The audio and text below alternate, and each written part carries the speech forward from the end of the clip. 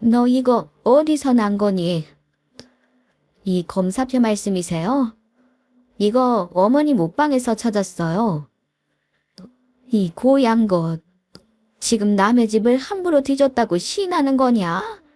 어디서 배워먹은 천박한 짓이야.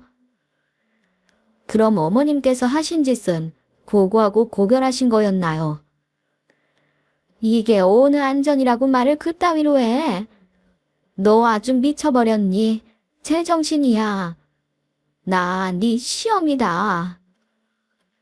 네, 그랬었죠. 지금 이후로는 또 모르겠네요. 뭐가 어쩌고 어째? 도문 씨가 어머님을 선택할지 저를 선택할지는 모르는 일이니까요. 시어머니는 제 말에 크게 분노했습니다.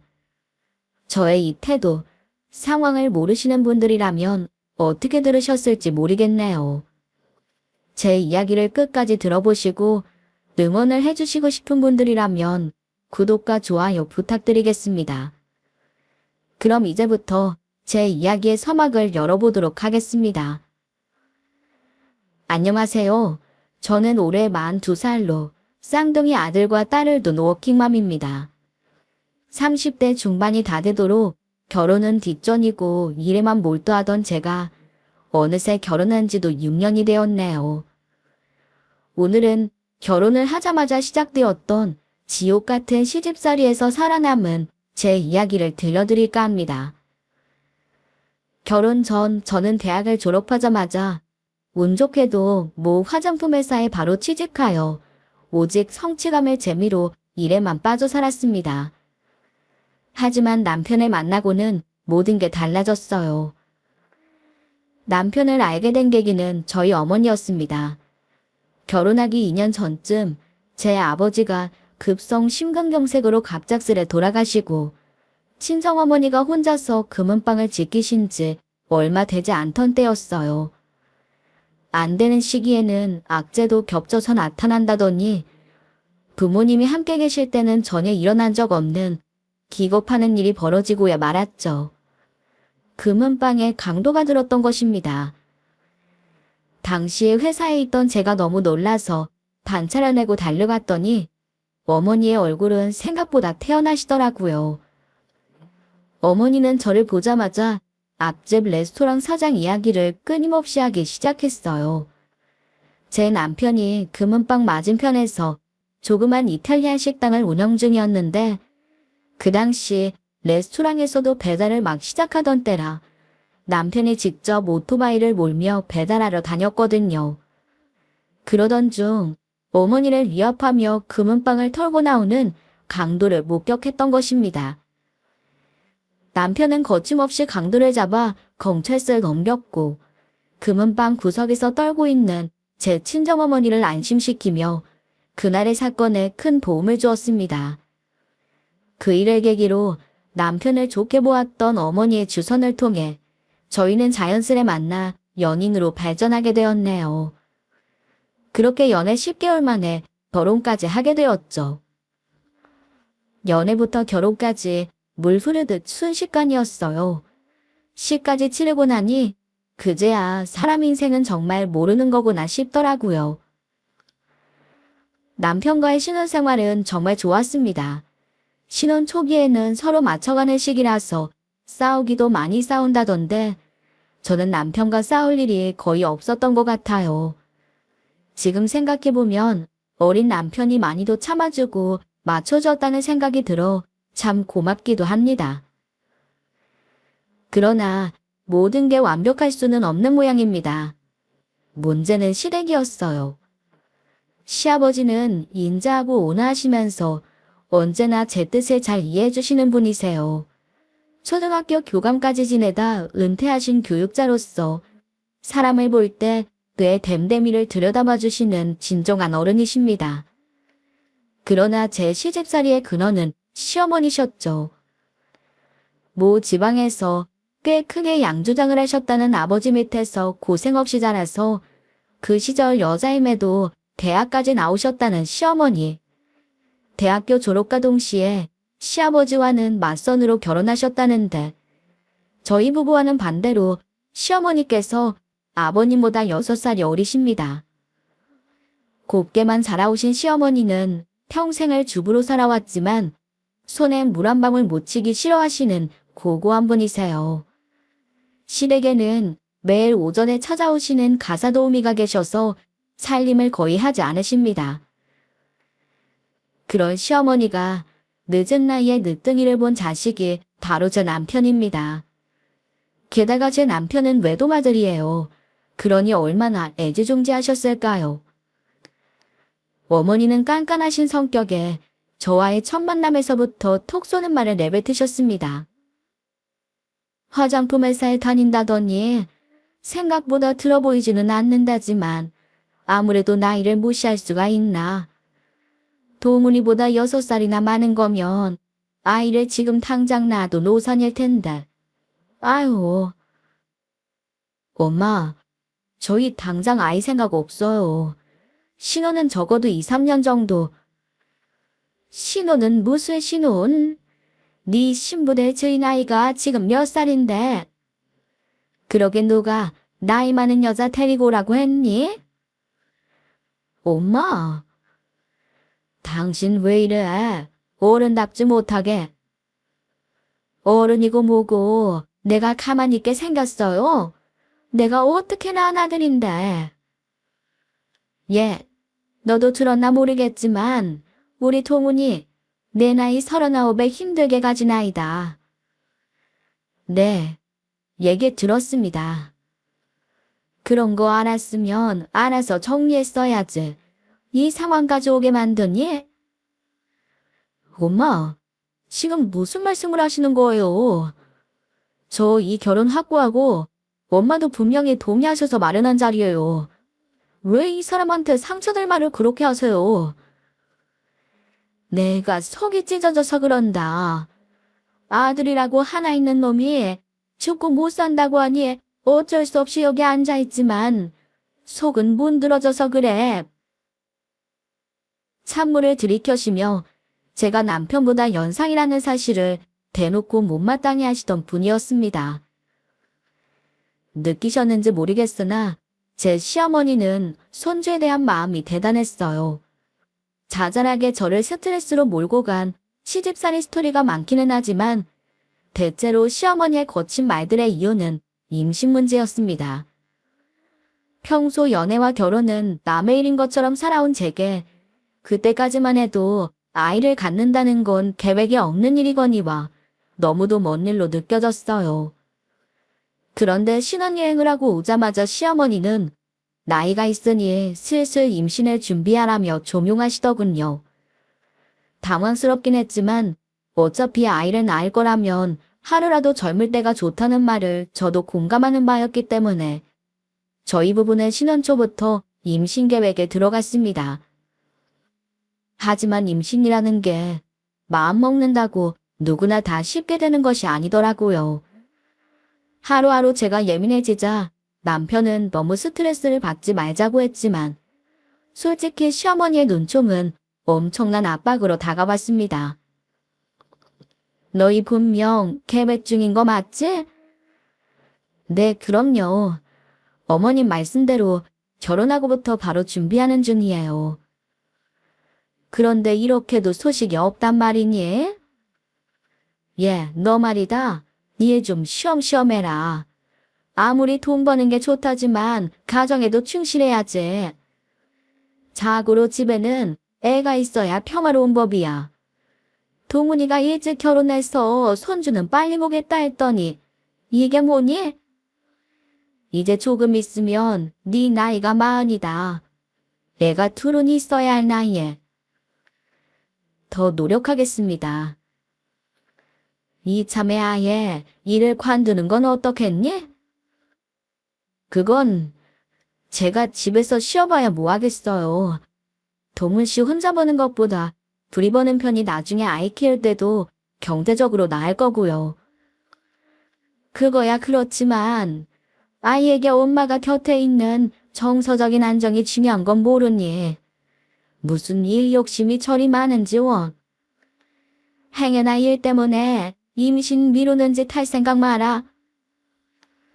시어머니는 점점 대놓고 혀를 끌끌 차며 연막을 주시더라고요.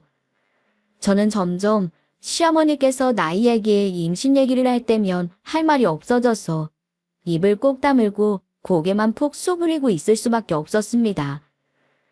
그 꼴이 제법 만만하게 보였는지 시어머니의 말은 점점 가시처럼 뾰족하게 돋아났어요. 분명 네 나이 때문이야. 자궁이 늙었으니 애기 집이 불안정해서 착상이 어려운가 보다. 내 원, 이런 한약을 백날 타려 먹여봐야 무슨 소용이야. 효과가 있을는지도 모르겠네. 한두 살이라도 젊었으면 얼마나 좋아? 한약 잘 챙겨 마실게요, 어머님. 신경 써주셔서 감사해요. 이거 먹고도 애 못 가지면 불임이나 다름없다더라. 이걸로도 안 되면 남의 집 부정타게 그만하고 이참에 확 갈라서자.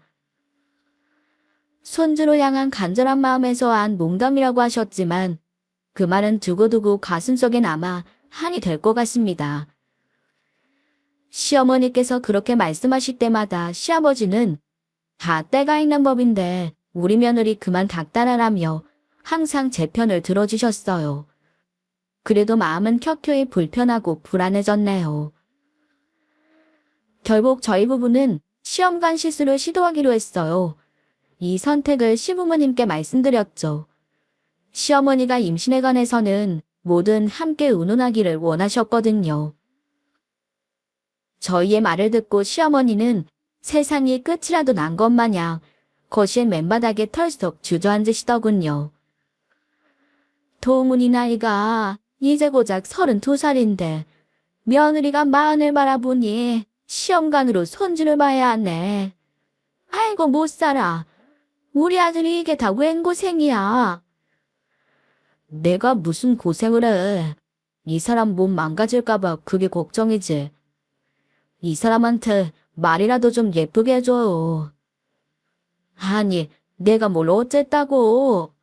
네 와이프가 그러디? 내가 구박한다고? 아니에요. 어머님 저 그렇게 생각하지 않아요. 근데 동훈이 말하는 게 왜 이러는 거니? 누가 들으면 내가 며느리 잡아먹는 악덕 시어머니인 줄 알겠어. 뭘 또 거기까지 가세요. 그냥 위로 좀 해달라는 걸 가지고. 남편과 시아버지 알게 모르게 저를 확 째려보는 눈빛에서 확연한 반감을 느낄 수 있었습니다. 요즘은 시험관 시술이 많이 보편화되어 간혹 쉬어볼 수도 있겠지만 몸과 마음이 정말 많이 힘든 일이었습니다. 게다가 모든 과정을 꼬치꼬치 캐물으시며 실패할 때마다 면박을 주시는 시어머니 때문에 남편의 품에서 참 많이도 울었네요. 엄마, 제발 그만 좀 하세요. 이제 아이 문제는 저희가 알아서 합니다. 더 이상 궁금해하지도 마시고 물어보지도 마세요. 이러실수록 될 일도 더 안 된다고요. 그래, 도문이 말이 맞아. 당신 손잡아라는 마음이야 알겠는데 시험관 그게 여자한테 참 힘든 거라더니만 당신까지 꼭 그렇게 보채하겠소?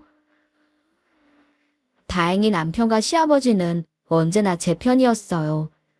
그래도 그때쯤엔 어쩔 수 없이 우울증이 찾아오긴 하더라고요. 제가 힘들어할 때마다 남편이 묵묵히 옆을 지켜주며 위로해 주었고 그래서 버틸 수 있었습니다.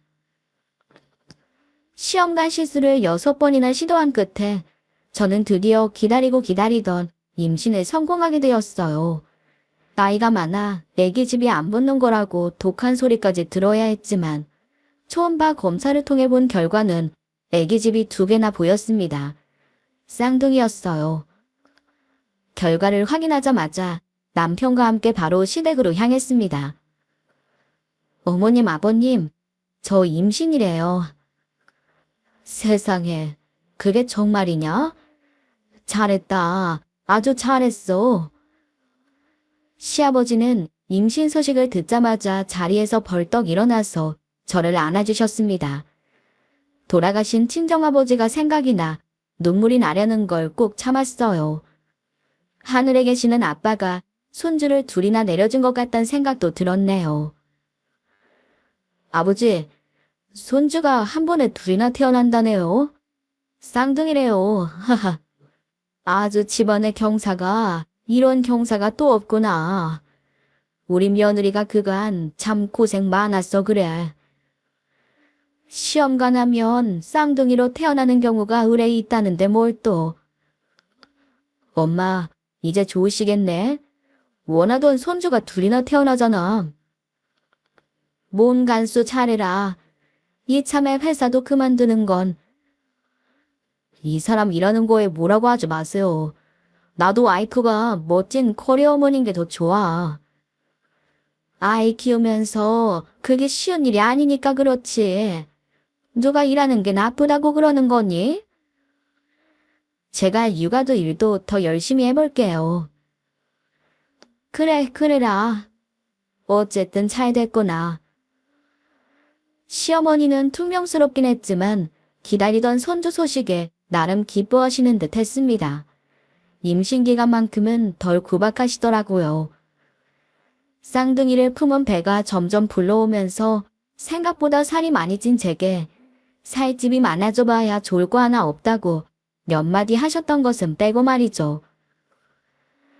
시간이 흘러 그해 초겨울이 되어 우리 쌍둥이들은 무사히 태어났습니다. 출산휴가가 끝나자마자 저는 바로 복직 신청을 해야만 했어요. 그 시기 코로나가 터지면서 남편이 가게를 접을 수밖에 없는 상황이 됐기 때문입니다. 집에 신생아가 하나도 아니고 둘씩이나 되다 보니 당분간 남편이 육아를 맡는 게 최고의 선택이라고 저희 부부는 판단했어요. 친정어머니도 함께 도와주시겠다고 하셨죠. 아니야, 엄마. 엄마까지 금은방 여는 날 지려가면서 우리 도와줄 거 없어. 우리 처음이긴 하지만 잘할 수 있어. 정말이야. 내가 우리 손주들 자주 보고 싶어서 그런다. 이럴 때 쌍둥이 크는 거 잘 봐둬야지. 손주가 자식보다 더 이쁘다 하잖아. 그 말 몰라? 엄마 하고 싶은 대로 하게 둬라. 친정어머니께서 도와주기로 했다는 말을 듣자 시어머니는 뭐가 못마땅하신지 며칠씩이나 뾰로통해 있으셨습니다. 아무래도 아들이 마땅한 직업도 없이 집에서 살림과 육아를 한다는 게 제게 한 수 지고 들어가는 걸로 생각하시는 것 같았어요. 결국 저와 남편을 불러 한마디 하시더군요. 아무리 그래도 애들이 엄마 손에서 크는 거랑 아닌 거랑은 천차만별이다. 요즘 세상에 그런 게 어딨어요. 할 수 있는 사람이 하는 거지. 남편은 제게 피해의식 따위는 없는 사람입니다. 언제나 내 아내가 잘 나가는 모습이 멋지고 존경스럽다고 말해주는 사람이거든요. 하지만 시어머니는 그저 당신께서 저를 구박할 만한 여건이 충분치 않아서 못마땅한 것처럼 보였습니다. 그래도 남들 보는 눈이 있지. 남자가 집에서 애나 돌보고 있으면 아휴, 네 친정어머니께서 도와주신다고 하니 하는 말인데 차라리 금은방을 우리 동훈이가 한번 맡아서 해보는 건. 엄마. 아니야, 그러지 마 여보. 어머니, 제가 엄마께 말씀드려볼게요. 제 말에 시어머니의 표정이 일순간 환해지셨습니다. 그 기회에 시어머니의 마음을 붙잡아 볼 수 있을까 싶어서 친정어머니에게 금은방이 무슨 의미인지 알면서도 그러겠다고 했었네요. 지금 와서 생각해보니 친정어머니께 송구스럽기 그지없습니다. 그러지 마. 나 절대 안 해. 얘 동훈아, 넌 가만히 있어. 아니야, 나 싫어. 금은방은 장모님 노후나 마찬가지인 건데 그걸 나보고 맡으라니 말 같지도 않은 소리야. 엄마, 괜한 생각하지 마세요. 남편이 딱 잘라서 거절 의사를 밝혔어요. 저보다도 더 친정어머니와 살갑게 지내는 남편은 친정아버지가 돌아가신 후 자식들에게 손을 벌리지 않기 위해 금은방을 유지 중이신 친정어머니의 뜻을 누구보다 잘 알고 있었습니다. 가뜩이나 우리 애들 때문에 일 줄이신다고 해서 마음이 안 좋은데. 그리고 애들 좀 크고 나면 저도 요식업에 다시 도전할 거예요. 저도 제 꿈이 있고 생각이 있으니까 이 문제에 관해서 더 이상 말씀하지 마세요. 남편이 완강하게 나오니 시어머니도 더는 뭐라고 못하시더라고요. 그 대신 시어머니의 행동이 본격적으로 시작되었습니다. 일주일에 두세 번 정도 친정어머니가 저희 집으로 찾아와 남편과 함께 쌍둥이들을 돌봐주셨어요. 제가 출근할 때쯤에 딸 얼굴 보시겠다고 일찌감치 서둘러 오시던 어머니였습니다. 그런데 친정어머니께서 저희를 도와주시고 얼마 지나지 않아 시어머니도 저희 집으로 출근 도장을 찍는 날이 많아졌어요. 처음에는 사돈이 고생하시는 것에 미안해서 함께 육아를 돕기 위해 찾아오시는 걸까 싶어 아무리 며느리가 못마땅하더라도 손주 사랑은 대단하시구나 감사한 마음이 들었습니다. 저도 그간의 서운했던 마음을 묻고 시어머니에게 더 잘해드려야겠다고 다짐했었죠. 그러나 우연한 기회에 시어머니가 친구분과 하는 통화 내용을 듣게 되었는데요. 그날 저는 피가 차갑게 식는다는 느낌이 무언지 알게 되었네요. 그래 얘. 안 그래도 나 지금 도훈이 집이야. 아 힘들지 왜 안 힘들겠어. 일주일에 두세 번씩 왔다 갔다 하는 게 보통 힘든 일이 아니다 얘. 근데 어떡하니? 그 양반한테 애 맡기는 게 영 불안한걸. 가뜩이나 우리 쌍둥이들 정말 어렵게 태어났는데 괜히 애 돌본다고 부산 떨다가 어디 다치기라도 하면은 나 정말 그 꼴 못 본다. 누가 들으면 제 친정어머니가 우리 아이들을 학대하는 줄 알겠더라고요. 기가 막혀서 말이 안 나오더군요. 아이들을 끔찍하게도 생각하시는 시어머니는 정작 우아한 실크 블라우스 차림으로 찾아와서 소파에 눌러붙어 앉아 친정어머니를 감시하는 듯 불만 가득한 눈을 떼지 않았다고 했습니다. 심지어는 사돈의 점심 저녁 끼니까지 챙겨야 했던 친정어머니였어요. 심지어 퇴근하고 집으로 돌아가면 보이는 광경이란 아이를 하나씩 맡아보느라 앉아있지도 못하는 남편과 친정어머니의 뒤로 쌓여있는 설거지와 소파에 앉아 TV를 보며 깔깔거리는 시어머니의 모습이었습니다. 저는 살면서 처음으로 남편을 안방으로 끌고 들어와 한풀이 하듯 서름을 토해냈습니다. 어머님, 해도 너무한 거 아니야? 지금 이 상황을 봐. 여기 계시면서 노닥거리시는 거 우리 엄마 감시하려는 목적밖에 더 있어. 애들 돌보면서 여보 정신없고 힘든 거 아는데 우리 엄마 생각도 좀 해주라. 제 말에 들은 남편은 그간 정신이 없어 자기도 시야가 좁아졌던 것 같다며 사과하더군요. 육아에 지칠 대로 지친 남편도 짜증이 솟구쳤는지 곧바로 거실로 나가 시어머니에게 화를 쏟아내더라고요. 엄마, 지금 뭐 하시는 거예요? 집에 밥 차려주는 가사도우미가 없는 것도 아니고 왜 여기에서 끼니를 때우시냐고요. 어머 얘, 너 무슨 말을 그렇게 하니? 나도 할미인데 애들 어떻게 크는지 보지도 못하니? 아들내미 있어봐야 이렇게 모진 말만 골라서 합니다 사돈. 아유 사돈은 좋으시겠어요. 세상에 이런 사이가 또 어디 있을까 싶네. 시어머니는 안방 문 앞에 서 있는 저를 톡 쏘아보시더군요. 네가 내 아들을 조종해서 이런 짓까지 벌여? 하는 눈빛이었습니다. 그 사이에서 친정어머니만 진땀을 빼는 것 같아 저는 너무도 속상했어요. 딸내미가 뭐라고 제 어머니가 이런 취급을 받아야 하는지. 엄마, 미안해. 나 때문에 고생이란 고생은 다 하고 저런 말을 듣게 해서. 그런 말 하지 말어. 엄마는 괜찮아. 사돈이 그동안 손주를 얼마나 기다렸니?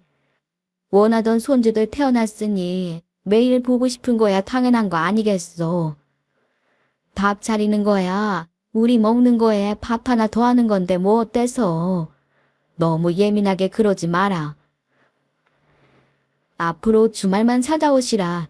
시어머니께 불호령을 내리는 남편을 붙잡고 말리는 것도 친정어머니였습니다. 그 일 있고 얼마 후, 당시 이직을 고민하고 있던 제게 부산의 한 화장품 회사에서 이직과 함께 팀장 자리를 제안하는 솔깃한 제안이 들어왔습니다. 다니던 회사에서보다 봉급 조건도 훨씬 좋았죠. 저는 남편과 상의해보기로 했습니다. 솔직히 커리어나 연봉을 생각하면 이직하는 게 좋지. 좋은데 쌍둥이들이랑 여보도 그서 어떻게 부산까지 내려가 주말 부부를 하겠어. 조건이 너무 좋은데 문제는 부산이라. 그러지 말고 이참에 우리 다 같이 부산 내려가서 살까? 다 같이. 남편의 다 같이라는 표현에 시어머니의 얼굴이 머릿속에 둥둥 떠오르더라고요. 장모님 고향이 부산이시잖아. 당신 이모님들도 다 그 주변에 계시고. 금은방 정리하고 부산에다 새놓을 수 있는 아파트를 얻어서 장모님 노후 준비하시는 건 어떠실까? 그게 장모님도 좀 편하시지 않을까? 남편은 친정어머니를 생각하고 있었어요. 저는 남편을 와라 끌어안아줄 수밖에 없었습니다. 저희는 먼저 친정어머니께 부산으로 함께 내려가자고 상의를 한 후 시부모님께도 상황을 설명했습니다. 시아버지는 내심 아쉬워하시면서도 저를 응원해 주셨어요. 문제는 역시 시어머니셨죠.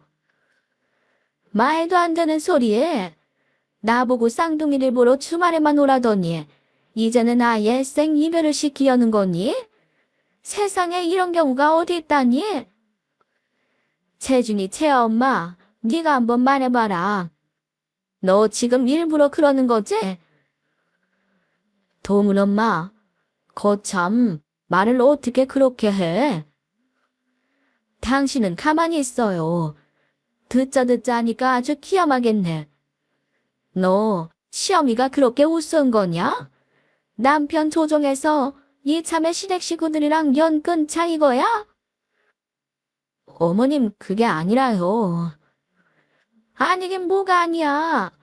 지금 네 남편이 그러지 않았니? 네 어머니 모시고 부산 내려가겠다고. 생각해보면 시어머니 입장에서는 그렇게 들렸을 수도 있겠다 싶기는 합니다. 하지만 정말 저희 네 식구가 더 나은 상황에서 잘 살아보기 위해 내린 결정이었을 뿐 절대 시어머니와 떨어지기 위한 선택이 아니었어요. 그깟 돈 몇 푼 때문에 서울에서 부산까지 간다는 거면 나는 결단코 반대야. 아이고, 차라리 내가 죽고 말지. 어떻게 이런 꼴을 보고 살 수가 있나. 시어머니는 생각보다 더 강경하게 나오셨습니다. 곡기를 끊으시고 알아눕기까지 하셨어요. 그때 저는 이직을 거의 포기한 상태였어요. 그러나 오히려 남편이 더욱 단호하게 나와주었습니다. 더 이상 들을 얘기가 없다며 집으로의 방문조차 또 끊어버리신 어머니에게 남편은 전화로라도 설득을 이어갔습니다. 엄마가 이래봐야 아무 소용없어.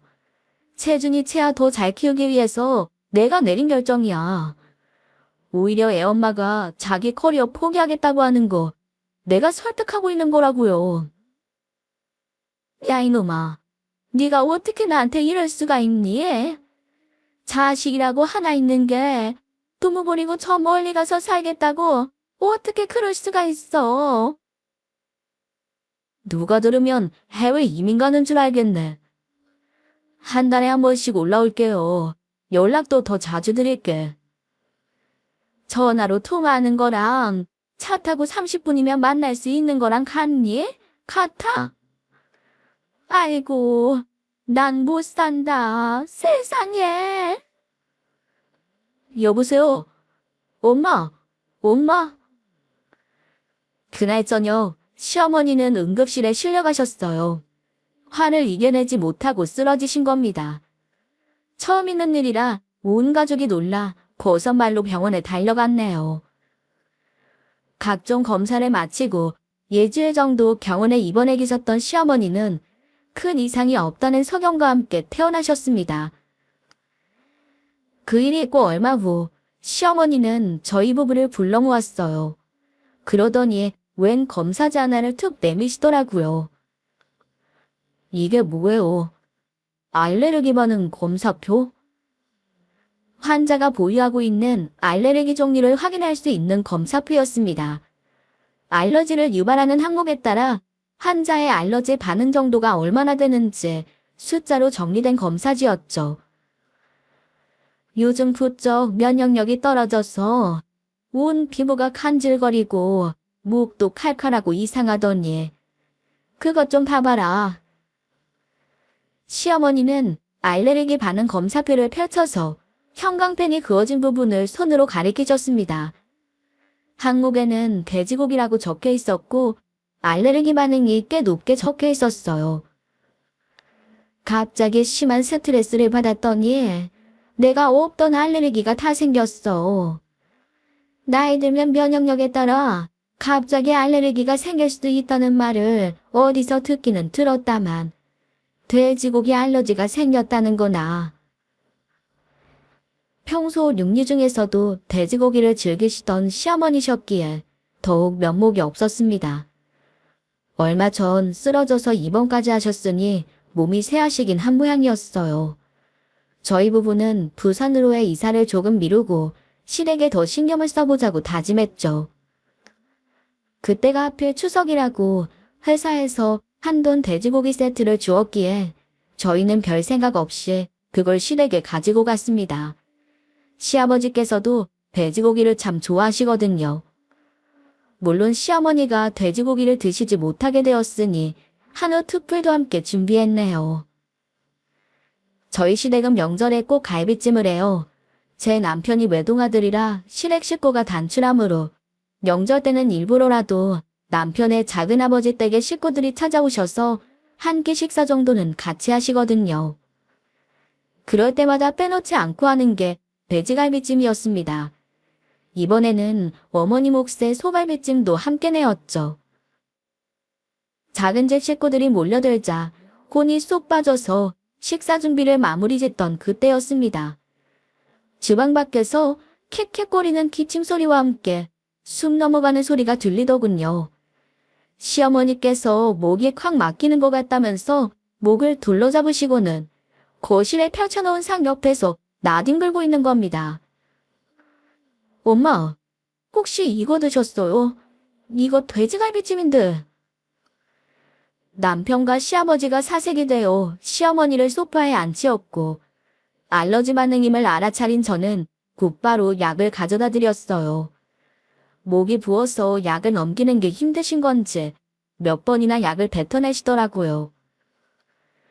조금 뒤 시아버지께서 119를 부르시겠다며 핸드폰을 찾는데 시어머니가 이제는 괜찮다며 아버님을 말리시더군요.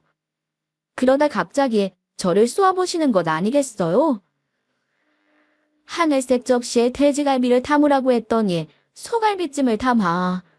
이게 아주 시어미를 죽이려고 작정을 했구나. 그게 아니라 제가 그 얘기를 못 들어가지고 정말 죄송해요. 너무 바쁘고 정신이 없던 통에 시어머니가 하신 말씀을 귀담아 듣지 못한 게 불찰이었습니다. 아무리 그래도 엄연히 돼지고기와 소고기는 고기의 질감부터 생김새까지가 다른데 그걸 제 탓으로 돌리시는 게 조금 억울하긴 했지만 그 상황에서는 죄송하다는 말부터 나오더군요. 요식업을 전공한 남편 역시 돼지고기와 소고기를 헷갈린다는 게 다소 이해가 되지 않는 것 같아 보였지만 온 가족이 그 난리통에 패닉을 겪었으므로 상황이 흐지부지 끝나버렸습니다. 어쨌든 갈비찜 사건은 제가 조심성이 없어 벌어진 일이 되고야 말았죠. 그런데 두고두고 생각해봐도 그때의 상황이 이해되지 않는 것이었습니다. 평소 고기를 즐기시던 시어머니께서 소고기와 돼지고기를 구분하지 못했다는 게 말이 안 된다고 생각했어요. 저는 시어머니의 알레르기 반응 검사표를 다시 한번 살펴보고 싶었습니다. 알레르기를 확인했던 그때는 경황이 없어 검사표를 자세히 살펴보지 못했거든요. 갈비찜 사건 이후 기세가 등등해지신 시어머니께서는 쌍둥이들을 보기 위해 다시 집을 드나들기 시작하셨어요. 실외기 비워진 틈을 타서 저는 알레르기 반응 검사표를 찾아보기로 했습니다. 마침 주말에 시부모님께서 쌍둥이의 옷을 샀다며 저희 집을 찾으셨고 그 타이밍에 저는 시댁으로 가 검사표를 찾아보았죠. 하지만 시어머니는 검사표를 어디다 숨겨두신 건지 시아버지의 서재, 거실 테이블 및 소파 옆 등 검사표가 있을 만한 곳을 모조리 둘러보아도 찾을 수가 없었습니다. 1시간을 샅샅이 뒤져 겨우 찾아냈는데 옷방의 서랍 구석에 쑥 들어가 있더군요. 그걸 찾아낸 제가 욕할 정도였습니다. 저는 곧바로 검사표를 펼쳐보았습니다. 첫 번째 장에는 시어머니의 성함이 적혀 있었고 전에 보았던 것과는 달리 돼지고기 항목에 형광펜줄이 그어져 있지 않았어요. 알레르기 반응 정도를 나타내는 수치도 전과는 달랐습니다. 분명 정상적인 수치였어요. 홀린 듯이 검사표를 몇 번 더 넘겨보자 얼렁뚱땅 접혀있는 용지를 하나 발견했어요. 그게 바로 전에 보았던 그 검사표였습니다. 돼지고기 항목에 형광펜이 그어져 있던 그 검사표. 환자 성함에는 시어머니가 아닌 다른 분의 이름이 적혀 있었죠. 저희를 모두 깜빡 속이셨다는 걸 알게 되는 순간 황당함이 밀려왔어요. 그리고 그 다음에는 제 시어머니라면 충분히 이런 짓을 하실 만하다라는 생각까지 들었습니다. 저희를 부산으로 보내는 게 얼마나 싫으셨으면 그랬을까 싶다가도 작은 집 사람들에게까지 은근한 핍박을 받게 했던 갈비찜 사건을 생각하면 너무 속이 상했네요. 그래도 좋게 좋게 말씀을 드려서 당신 스스로 진실을 밝히게 하는 편이 낫겠다 싶어 저는 집으로 돌아가 시어머니에게 둘만의 시간을 요청했어요. 그러나 돌아오는 대답에 저는 이성을 잃고 말았습니다. 내가 미쳤니? 나 죽이려고 작정한 며느리 무서워서 어떻게 단둘이 나가기에? 어머님, 제가 일부러 그런 게 아니잖아요. 어떻게 그렇게까지 말씀하세요? 그래서 지금 네가 잘했다는 거야? 나는 네 이런 뻔뻔스런 태도가 정말 어이없구나. 그런 게 아니라 나가고 싶으면 너 혼자 나가. 나는 싫다. 따라 나갔다가 송장으로 발견될 일 있니? 난 이제 이렇게 네 눈 마주보고 있는 것도 치가 떨리고 무서워. 당신 혼자 지어낸 쇼에 저를 살인미수자 역할로 세워놓고 천연덕스러운 연기력을 뽐내는 시어머니께 오만정이 다 떨어지는 순간이었습니다. 화가 머리로 확 쏠리니 온몸이 부들부들 떨리더군요. 그 순간 저는 결심했습니다. 저도 저만의 쇼를 만들어 당신을 꼭 그 무대 위에 올려놓겠다고 말이죠. 저는 이후 이직을 결정짓고 시부모님께 통보를 하기 위한 식사 자리를 마련했습니다. 물론 어머니는 뒷목을 잡으며 길길이 날뛰셨죠. 너 지금 이게 무슨 패언망덕한 짓이냐. 내 눈에 흙이 들어오는 날엔 모를까. 그전에는 안 된다고 했지? 그런데 이미 다 결정지어놓고 통보를 해. 엄마, 일단 앉아보세요. 앉게 생겼니 지금? 시부모 말이 말 같지도 않아서 듣는 둥 마는 둥 저러고 있는데. 저희로서는 최선의 상황을 선택한 거예요.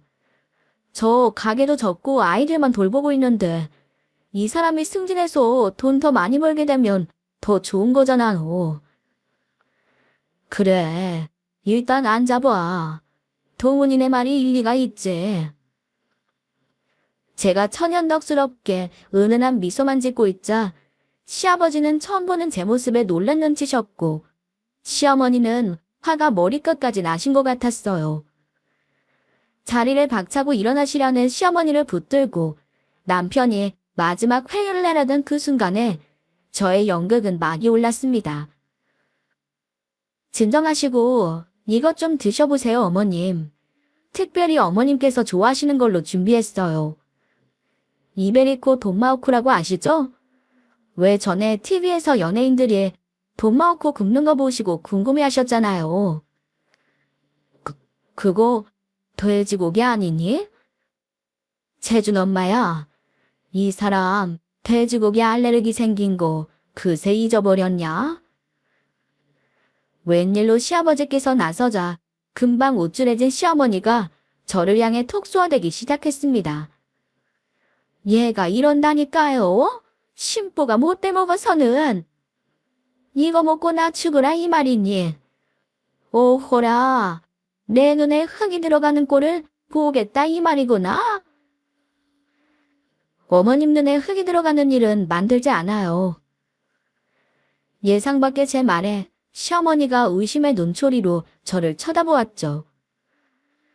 그렇지만 예정대로 두산으로 이직은 할 거예요. 저 그 회사 가면 돈도 훨씬 많이 받고요.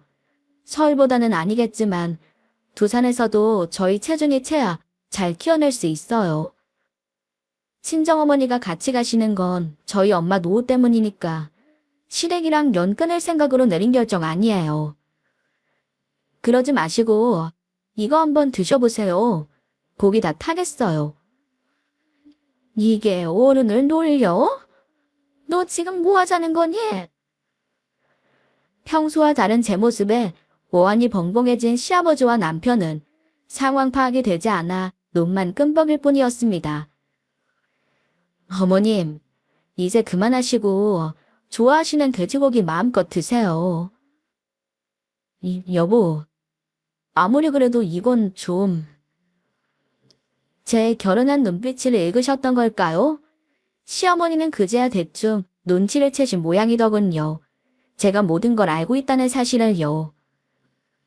저는 시댁에서부터 챙겨놓았던 알레르기 반응 검사표를 꺼내어 보았습니다. 저희 결혼할 때부터 어머님께서 저를 못마땅해 하신 거 다 알고 있습니다.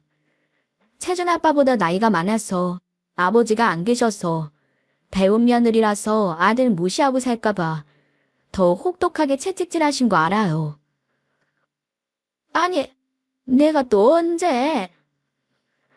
그래서 그 좋아하시는 돼지고기를 알레르기 때문에 드시지 못한다 하실 때도 사실은 알고 있었지만 어떤 마음일까?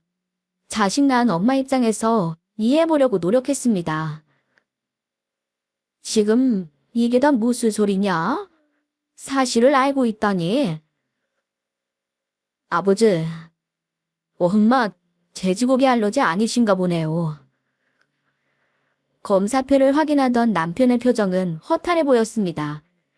사실 확인에 마치신 시아버지는 생전 처음 보는 얼굴로 시어머니께 화를 내기 시작하셨어요. 당신, 지금 이게 다 무슨 소리야? 그럼 여태껏 혼자 쇼를 한 거란 말이야. 아니, 그게 아니라 나는... 뭐가 됐든 저는 체중이 채워와 부산으로 내려갈 거예요. 예, 상황을 이 꼴로 만들어 놓고 아직도 그 부산 타령이니? 상황을 이 꼴로 만든 건 엄마잖아요. 아직도 큰 소리 칠 형편이 된다고 생각하세요. 저 더 이상 어머님 며느리 못하겠습니다. 아무리 남편이 좋아봐야 모천이고 고부 갈등은 피하는 게 상책이라는 걸 뼈저리게 깨닫게 해주셔서 감사해요. 어머님 입맛에 맞는 다르기 쉬운 며느리가 이 세상에 있을지는 모르겠지만 부디 찾게 되시길 바랄게요. 제 선언의 남편도 당황한 기색이 역력했습니다. 얼굴색이 까맣게 되어 제게 이렇게 물었네요. 여보, 갑자기 그게 무슨 말이야? 우리 부모님께 당신 말고 다른 며느리는 없어. 나한테도 당신뿐인 거 알잖아. 차라리 내가 우리 엄마를 안 볼게. 그럼 되잖아. 당신 더 이상 힘들고 스트레스 받는 일 없게 할 테니까. 김동은, 너 지금 엄마 앞에서 무슨 소리를 하는 거야? 엄마는 가만히 좀 계세요. 세상에, 아이고, 내가 인생을 못 살았네. 이렇게 험할 때가 어디 있어? 살다 아들내미가 엄마 안 보고 산다는 얘기까지 듣게 하네. 아이고. 남편의 충격적인 말에 뒷목을 붙잡는 시어머니였지만 아무도 관심을 주지 않았습니다. 당황하는 남편과 시아버지를 두고 저는 자리를 박차고 나와버렸죠. 솔직히 그렇게까지 말하고 싶지 않았지만 그러지 않는다면 시어머니 귀에는 씨알도 먹히지 않을 것 같았거든요. 그 길로 친정어머니께 부탁하여 아이들을 데리고 친정집으로 갔습니다. 남편의 지속적인 연락에도 당분간 시간을 갖고 싶다는 마음에도 없는 문자 메시지만 보내놓았네요. 전 직장은 퇴직한 상태에서 이직까지 시간적 여유가 좀 있었기에 저는 그제야 쌍둥이들을 마음껏 돌보았습니다. 그 후 일주일이 채 되지 않아 친정집 앞으로 시부모님께서 찾아오셨죠. 뜸한 표정의 시어머니를 억지로 끌어다 제 앞에 세워두시고는 내내 미안한 표정의 시아버지께서 친정 어머니께도 사과를 드려야 한다며 자리를 뜨셨습니다. 머뭇거리던 시어머니께서 저의 눈을 피하며 입을 여시더군요. 미안하다. 연상에다 젊은 시절 일밖에 모르는 남편이랑 살면서 자식이라고는 늦지막이 하나 낳은 게 평생의 한이 되었나 보다. 내 아들이 나랑 비슷한 삶을 살게 될까 결혼을 반대했는데 생각해보니 그건 내 행동 때문에 너와 동훈이를 힘들게 한 것 같구나. 시어머니의 눈빛과 딱딱한 말투에서는 진정성을 찾아내기가 어려웠지만 그래도 어쩌겠어요. 그렇다고 우리 쌍둥이들을 아빠와 떨어져서 살게 할 수도 없는 노릇이고 저도 남편과 헤어지기는 싫으니까요. 그렇게 저희 부부는 쌍둥이의 친정어머니와 함께 무사히 부산에 정착할 수 있었습니다. 어느새 아이들도 어린이집을 다닐 만큼 자라면서 부산 사투리를 배우기 시작했답니다. 아이들이 어린이집을 다니면서 남편은 다시 꿈을 꿉니다. 부산에서 이탈리안 레스토랑 개업을 위해 준비 중이에요. 시아버지께서는 몇 개월 전 부산 근교 장안읍에 땅을 구해 내려오셨습니다. 시어머니가 저희 부부에게 서울로 다시 올라오라는 은근한 압박을 주시면서 다툼을 자주 하셨다고 해요. 다투는 날이 많아지자 시아버지께서는 특단의 조치를 내리셨는데요. 몇 년 전부터 계획하고 계시던 진홍을 하신 거였어요. 함께 내려와 살지 않을 거라면 조론을 하자는 엄청난 말을 남기시고 말이죠. 장안에 마땅한 연고는 없으시지만 저희가 자주 찾아뵈며 지내니 너무 좋아하시더라고요. 워낙 공주 같으신 시어머니께서는 시아버지를 따라 장안으로 내려와 살기를 주저하시면서도 조론은 원하지 않으셔서 가끔 장안에 둘러보러 오시곤 하셨죠. 그리고 얼마 전부터는 완전히 결심하셨는지 아예 내려와서 지내고 계시답니다. 쌍둥이들과 함께 계란을 꺼내오기 위해 닭장에 들어가시며 질색하시던 시어머니의 모습이 떠올라 가끔은 몰래 웃기도 해요. 여전히 제 고부관계는 그렇게 좋다고 말씀드릴 수는 없을 것 같습니다. 하지만 그 일이 있고 난 후부터 확실히 시어머니께서 저를 어려워하세요. 언제든지 자리를 박차고 일어나 일격을 가할 수 있는 며느리 정도로 인식이 된 것 같아 저도 더 이상 스트레스를 받지 않고 있습니다. 지금까지 제 이야기 들어주셔서 감사합니다. 여러분의 앞날이 언제나 평안하기를 바라요.